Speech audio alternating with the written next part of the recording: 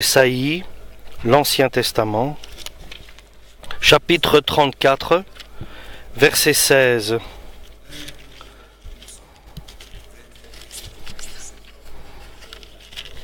Chapitre 34, verset 16. Le livre d'Ésaïe. Si vous cherchez dans le livre du Seigneur, vous pourrez lire ceci. Aucun d'eux ne reste en arrière, il n'y a pas un seul absent. Ils sont aux ordres du Seigneur, et c'est son esprit qui les rassemble. Il a tiré au sort la part de chacun d'eux. Il a pris son cordeau pour leur répartir le pays. Ils en seront propriétaires pour toujours, de siècle en siècle. Ils y auront leur demeure. Que le désert et la terre aride manifestent leur joie, que le pays sec s'émerveille et se couvre de fleurs, aussi belles que les lys. Oui, qu'il se couvre de fleurs, et qu'il s'émerveille à grands cris. Le Seigneur lui a donné la splendeur des montagnes du Liban, l'éclat du mont Carmel et de la plaine de Saron. On pourra voir alors la glorieuse présence du Seigneur, l'éclat de notre Dieu. Rendez force aux bras fatigués, affermissez les genoux chancelants. Dites à ceux qui perdent courage, ressaisissez-vous, n'ayez pas peur. Voici votre Dieu, il vient vous venger. Et rendre à vos ennemis le mal qu'ils vous ont fait. Il vient lui-même vous sauver. Alors les aveugles verront, et les sourds entendront. Alors les boiteux bondiront comme les cerfs, et les muets exprimeront leur joie. Chapitre 36. Pendant la 14e année du règne d'Ézéchias, le roi d'Assyrie, Sennachérib vint attaquer toutes les villes fortifiées du royaume de Juda, et s'en empara. Alors qu'il se trouvait à Lachish, il envoya Je reviens sur Amen pour la parole du sérieux. Nous savons que la vie de l'être humain est la solitude, et la souffrance, la dure réalité de la vie.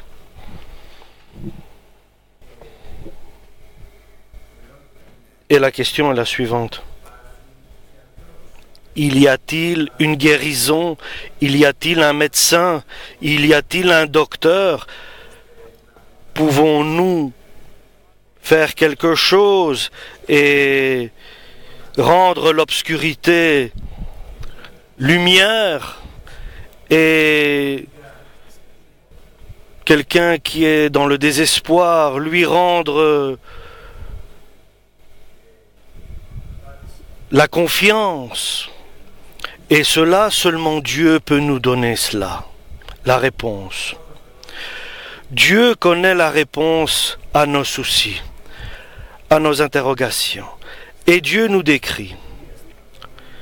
Dans la faiblesse humaine, dans la souffrance humaine, les raisons sont multiples.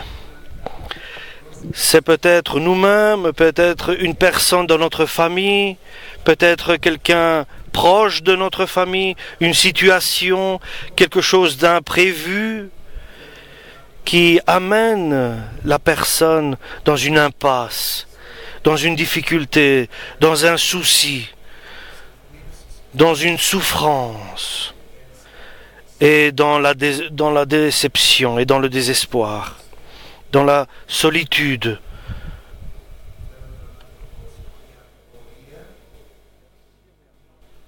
Et tout cela amène l'être humain dans une voie sans issue. Et la parole de Dieu nous certifie par l'apôtre Paul, c'est d'étudier la parole de Dieu et de prendre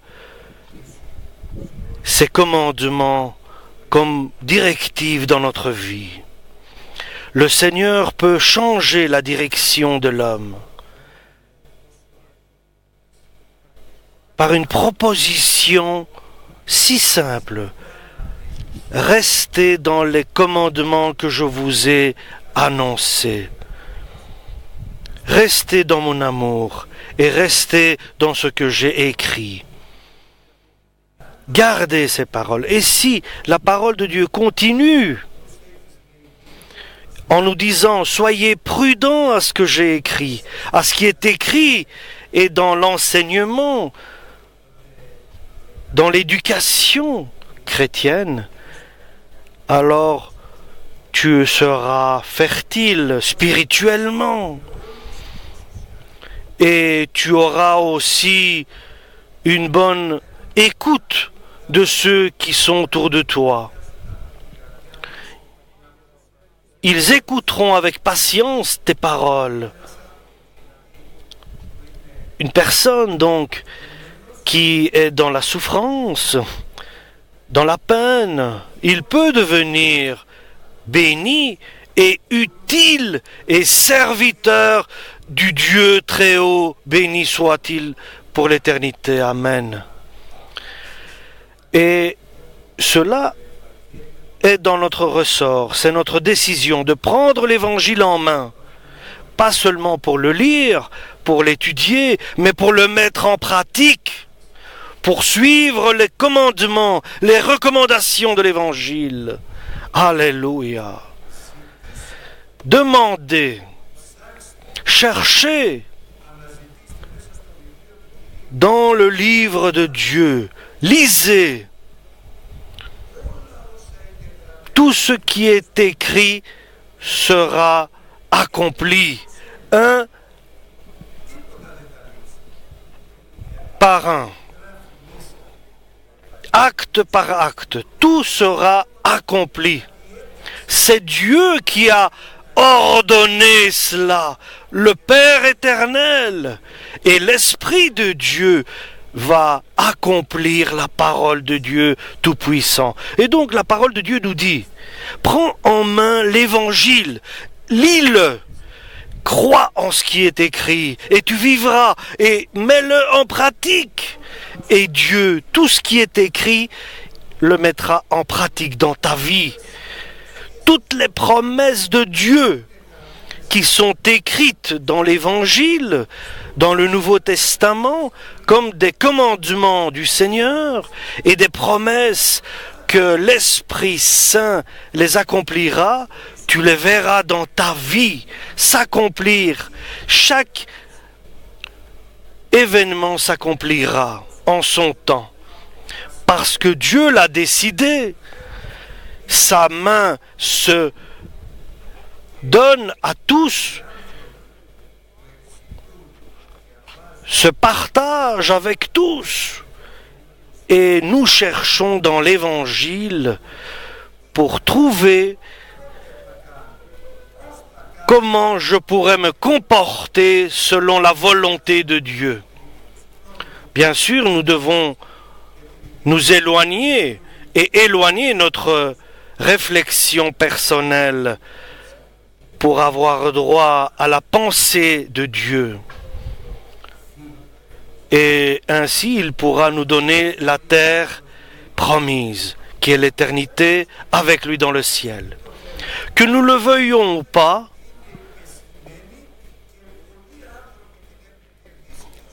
et nous vivrons en accomplissant la volonté de Dieu.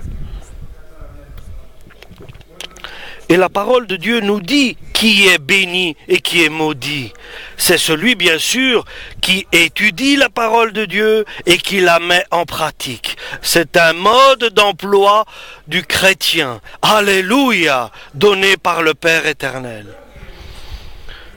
Nous qui avons pris en main l'Évangile, la parole de Dieu, nous insistons et nous nous conformons à la parole de Dieu pour plaire à notre Père éternel, car nous sommes devenus ses enfants.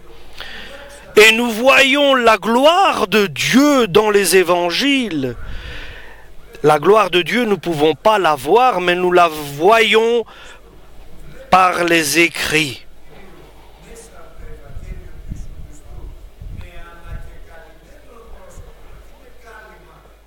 Et nous le voyons directement dans les écrits, ce que Dieu a dit et Dieu a fait. Et nous avons un voile, il y a un voile qui existe chez ceux qui ne sont pas encore chrétiens. Et c'est Jésus qui enlève ce voile pour voir clairement ce que Dieu a préparé pour les chrétiens. Mais s'il tourne son regard vers l'Évangile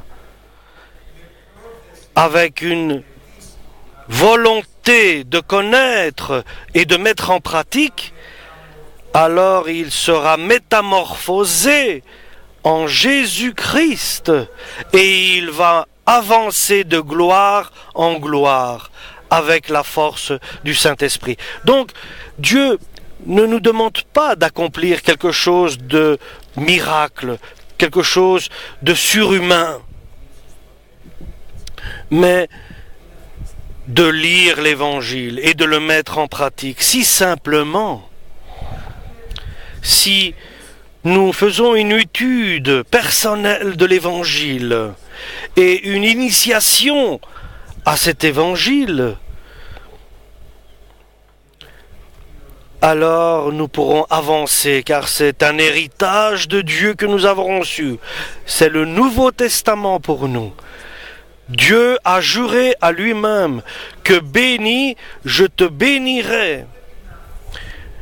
Mais il faut que le voile soit enlevé, ôté devant nos yeux pour regarder clairement et voir clairement notre Dieu et voir l'image de Dieu. Alléluia! Et avancer ainsi de foi en foi. Alléluia. Et il décrit la bénédiction de Dieu. Il décrit la métamorphose. Le désert sera dans la joie. Et il y aura une floraison dans le désert. Alléluia! Lorsque nous tournons notre regard vers Dieu l'Éternel, la source de vie. Car l'Évangile est la force pour l'être humain pour recevoir les promesses de Dieu. C'est Dieu qui nous établit justes et serviteurs de l'Évangile lorsque nous prenons la décision de faire la volonté de Dieu. Donc, le désert donnera une floraison. Alléluia! Le désert deviendra fertile à ceux qui demandent de voir, de connaître que Dieu se révèle à eux, à nous, par le Saint-Esprit. La parole de Dieu est l'Évangile. Alléluia, c'est la vérité absolue. Lorsque tu prends l'Évangile entre les mains, tu pries à Dieu.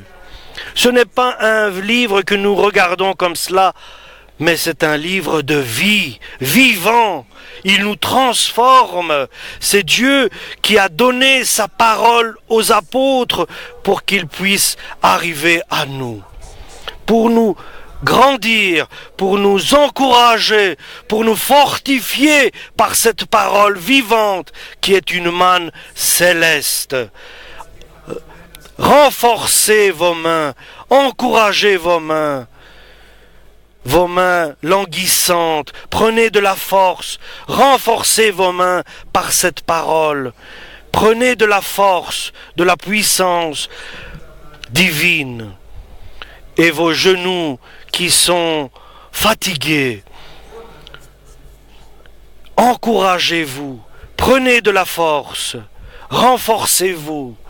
Alléluia, par les paroles divines qui nous donnent la puissance, alléluia, de Dieu, qui est un feu, alléluia, énergétique.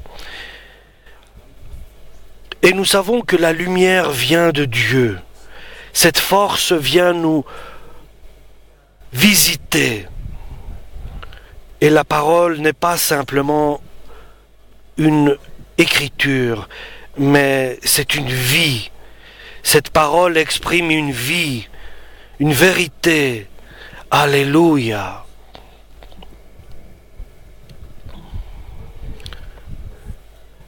Alors, les yeux de ceux qui sont aveugles s'ouvriront, ils verront. Et nous sommes la raison pour que quelqu'un puisse ouvrir ses yeux. Les oreilles des sourds s'ouvriront, entendront. Lorsque nous disons cela, nous ne parlons pas de ceux qui sont vraiment aveugles et muets et sourds, non. Nous parlons de ceux qui écoutent, mais qui n'écoutent pas ce qu'il faut écouter. Et celui qui est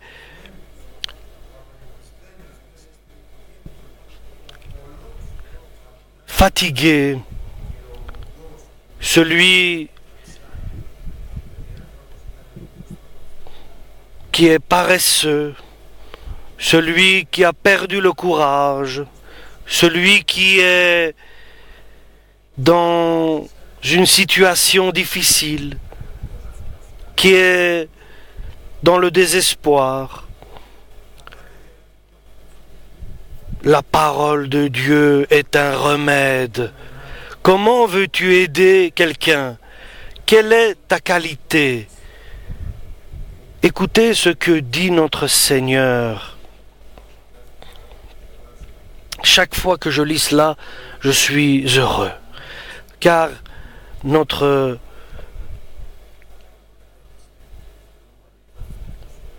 capacité à faire quelque chose n'est pas de nous. C'est Dieu qui nous permet d'être utiles, d'être performants, d'être efficaces. C'est Dieu qui permet que nous soyons efficaces dans le service de Dieu, dans son œuvre. C'est Dieu qui permet tout cela et qui ouvre l'esprit, les yeux et les oreilles de ceux qui écoutent nos paroles. Insiste dans l'étude de l'Évangile. Continue à lire l'Évangile. Alléluia. La force de Dieu est dans l'Évangile. Ces paroles ont été écrites pour nous transformer. Et par notre service à Dieu,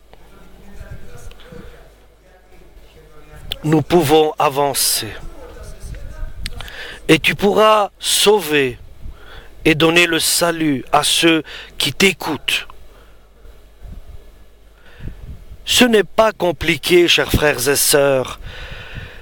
C'est donné à tous de l'accomplir.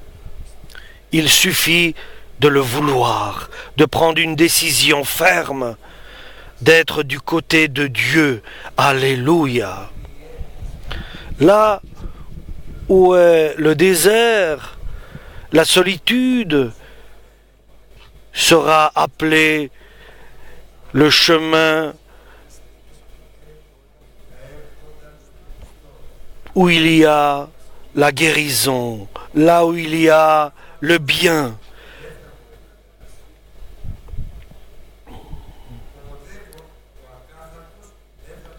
Celui qui est impur ne marchera pas, ne passera pas par cette voie, mais celui qui accepte de se purifier passera. Dieu ramènera une personne qui n'est pas juste dans la justice de Dieu. La parole de Dieu est une puissance.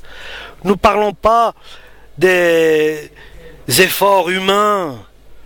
Nous parlons des agissements de Dieu, de la gloire de Dieu tout-puissante. Sur le chemin que toi, tu vas indiquer annoncer par ton service à ceux qui n'ont pas encore la foi, qui n'ont pas encore le salut, pour toi sera un grand événement de leur annoncer la bonne nouvelle et le droit chemin. Et Dieu nous promet une métamorphose de notre corps qui est périssable en un corps éternel. Alléluia! Et nous pourrons transformer, métamorphoser, ceux qui nous écoutent.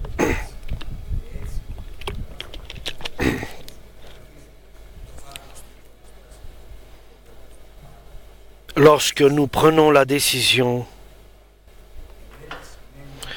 de l'étude de l'Évangile, c'est une recherche de la vérité, la recherche de Dieu, qu'il se révèle à moi, que sa gloire se révèle par l'Évangile. Et alors, cette parole qui demeure en abondance en moi me donnera la capacité, la possibilité de m'établir serviteur de l'Évangile, serviteur du Saint-Esprit. Et le Saint-Esprit est le Seigneur. Non seulement je vais me métamorphoser intérieurement, mais se métamorphoseront aussi ceux qui écouteront, qui entendront la parole que nous annonçons. Nous avons des requêtes dans notre vie.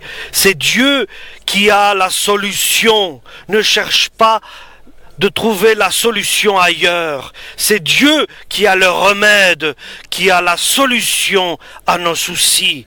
Il est la force, il est la puissance qui peut nous transformer, nous changer. Il pourra nous faire devenir un serviteur purifié pour chaque bonne œuvre que Dieu accomplira par nous-mêmes, par nous.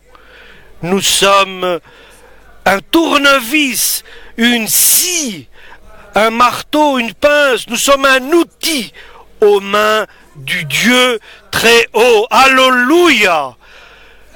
Tu perds ton temps en lisant d'autres livres. Occupe-toi de l'Évangile, la parole de Dieu, la source vivante, la source de la lumière. Alléluia! Tu cherches ailleurs de trouver la source de la vie.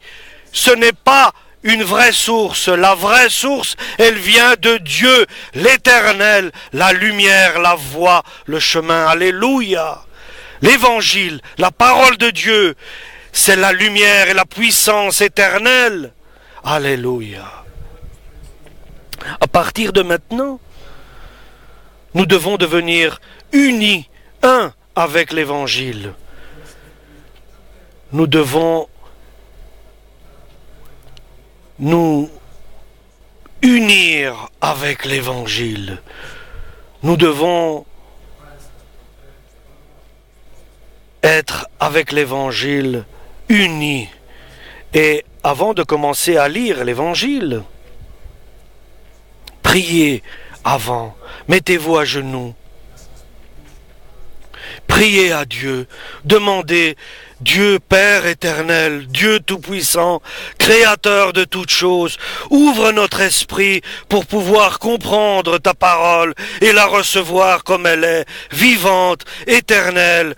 Alléluia, pour qu'elle nous encourage, nous renforce et nous donne aussi de l'espérance. Alléluia. Il n'y a pas d'autre chemin, chers frères et sœurs, il n'y a pas d'autre chemin. Alléluia. Ni l'homme peut aider la femme, ni la femme l'homme. Nous sommes faibles, nous n'avons pas cette force entre nous, dans nos mains. C'est Dieu qui peut tout transformer. C'est la force qui donne, alléluia, la multiplication des pains et les miracles. Alléluia.